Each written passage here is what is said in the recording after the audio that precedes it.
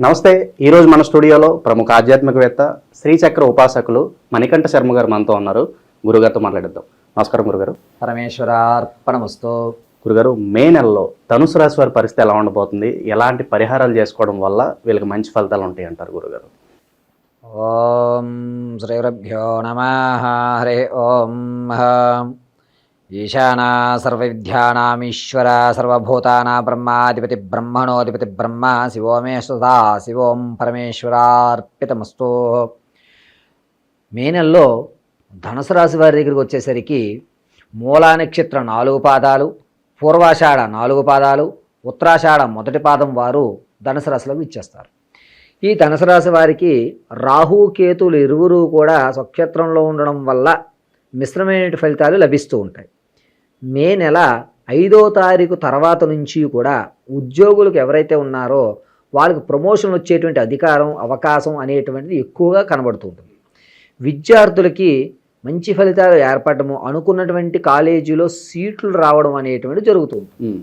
ఇక వ్యాపారస్తులు కానీ రైతులు కానీ మనం వేసిన పంటకి గిట్టుబాటు ధర వచ్చింది, నేను సంతోషంగా ఉన్నాను, ఈ నెల నేను తినగలుగుతున్నాను, ఈశ్వర అనుగ్రహం నాకు పూర్తిగా కలిగింది అనేటువంటి విషయానికైతే ఒప్పుకోదగ్గ సూచన. ఇక విదేశాలకి వెళ్దాం అనుకునేటువంటి వారు ఈ నెలలో మంచి ఫలితాలు ఏర్పడుతూ ఉంటాయి. శ్రీకారం చుట్టుకోండి, మంచి అవకాశం అనేటువంటిది ఖచ్చితంగా అమ్మవారు కలగజేస్తుంది. స్త్రీల విషయానికి వచ్చేసరికి మీ మీద నీలాప నిందలు పడేటువంటి అవకాశం ఏర్పడుతుంది. కాస్త మిమ్మల్ని చిన్న చూపు చూడటము, నువ్వు చెప్పేదేమిట్లే అనేటువంటి ఒక విధమైనటువంటి మిమ్మల్ని తూచ్యంగా మాట్లాడటం అనేది జరుగుతూ ఉంటుంది. బాధపడవలసిన అవసరం లేదు, అమ్మవారి అనుగ్రహంతో ఆ యొక్క కష్టం కూడా తీరిపోతుంది. ఇక ఈ ధనుసు రాశి వారు ఇంకాస్త మెరుగైనటువంటి వ్యవస్థకి, అంటే సినీ రంగంలో ఉన్నటువంటి వారు ఇంకాస్త శ్రమ పడవలసి వస్తుంది అనేటువంటిది చాలా ముఖ్యం.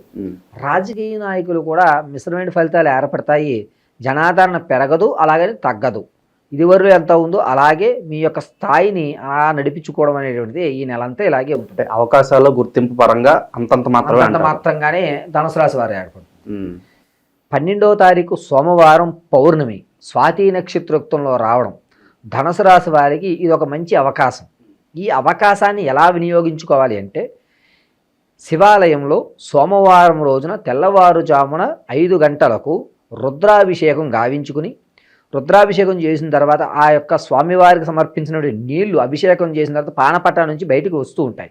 ఆ పానపట్టాలలో ఉన్నటువంటి నీళ్లు మీరు ఒక రాగి చెంబులో పట్టుకుని శివనామ పంచాక్షరి చెప్పుకుంటూ నమ శివాయ నమః అని ఒక 108 సార్లు ఆ స్వామివారి అభిముఖంగా కూర్చుని జపించుకుని ఆ తీర్థాన్ని తీసుకోండి. మిశ్రమైన ఫలితాలు, అంటే ఒక స్థాయి నుంచి నేనున్నాను నీకేం కాదు నడు అని చెప్పి మనకి నమ్మకము, దారులు అనేటువంటి వాటంతట అవి ఏర్పడేటువంటి అవకాశం ఏర్పడుతుంది.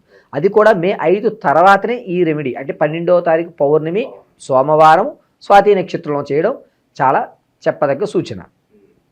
ఇక రైతులు పంట వేసిన తర్వాత మరొకసారి అవకాశం ఏంటంటే ఇంకొక బెటర్ అవకాశం మనకి కలగాలి అనేటువంటిది ఉంటుంది.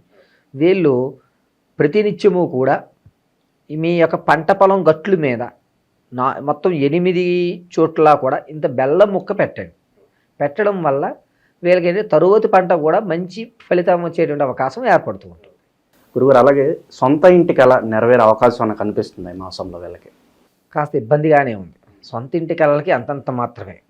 ఏదన్నా దానికి ప్లానింగ్ అనేటువంటి దాన్ని ఇప్పుడు ఎవరన్నా అనుకుంటే కనుక నా సలహా మేరకు మే 18 తర్వాత మీరు ప్లాన్ చేసుకోండి. అంటే చూడడం కానీ ఏదన్నా సరే 18 తర్వాతనే శ్రీకారం చుట్టుకోండి. 18వ తారీఖు తర్వాత అయితే అవకాశము మీరు అనుకున్నటువంటి బడ్జెట్లోకి రావడము సరే మనకి కుదురుతోంది, వాస్తుపరంగా కానీ దిశపరంగా కానీ లేదా మనకు అనుకూలమైనటువంటి ఆర్థిక వ్యవస్థలో కానీ నడుస్తూ ఉంటుంది.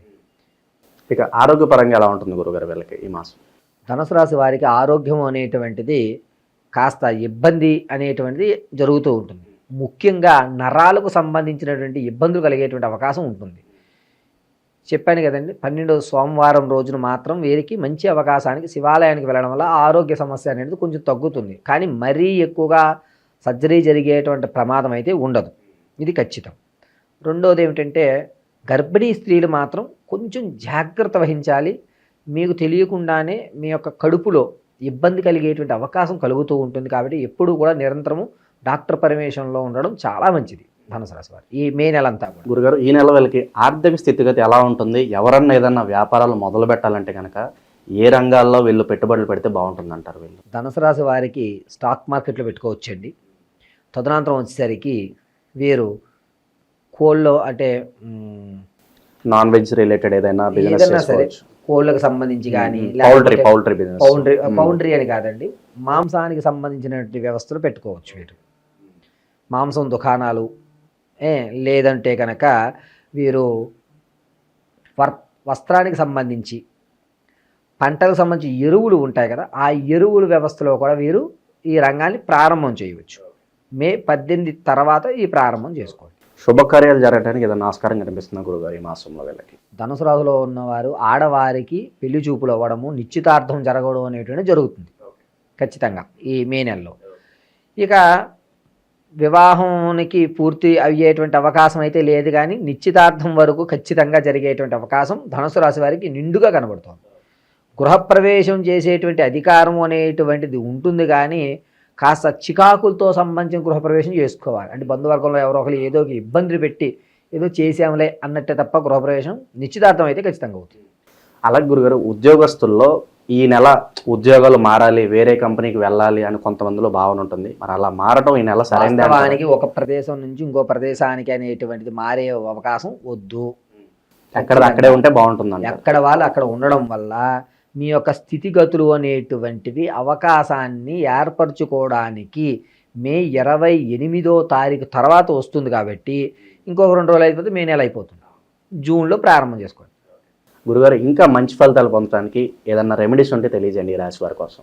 ధనుసు రాశి వారు ఇంకా అధికమైనటువంటి ఫలితాలు పొందాలి అనుకుంటే కనుక వీరు ప్రతి శనివారము తలస్నానం ఆచరించి హనుమాన్ దేవాలయంలో జిల్లేడు ఆకు తీసుకుని ఆ ఆకు మీద సింధూరాన్ని ఉంచి దాంట్లో కాస్త నెయ్యి అభికరించి ఆ ఆకు మీదే శ్రీరామ శ్రీరామ అని మీరు 108 సార్లు ఇలా ఈ వేలుతో మాత్రమే శ్రీరామ అని అదే ఆకు మీద అలాగే రాసిన దాని మీద మళ్ళీ శ్రీరామ శ్రీరామ శ్రీరామ అంటూ రాసి 108 పూర్తయిన తర్వాత హనుమత్ పాదాలకు అర్పించేయాలి. స్వామివారికి అర్పించడం వల్ల వీరు మిశ్రమైనటువంటి ఫలితాలు, ఎక్కువ ఇంతకుముందు వచ్చేటువంటి ఫలితాల కంటే అధికమైన ఫలితాలు పొందడానికి మంచి అవకాశం కలుగుతుంది. ఓకే, చాలా బాగా వివరించారు గురుగారు, ధన్యవాదాలు. పరమేశ్వరార్పణమస్తు.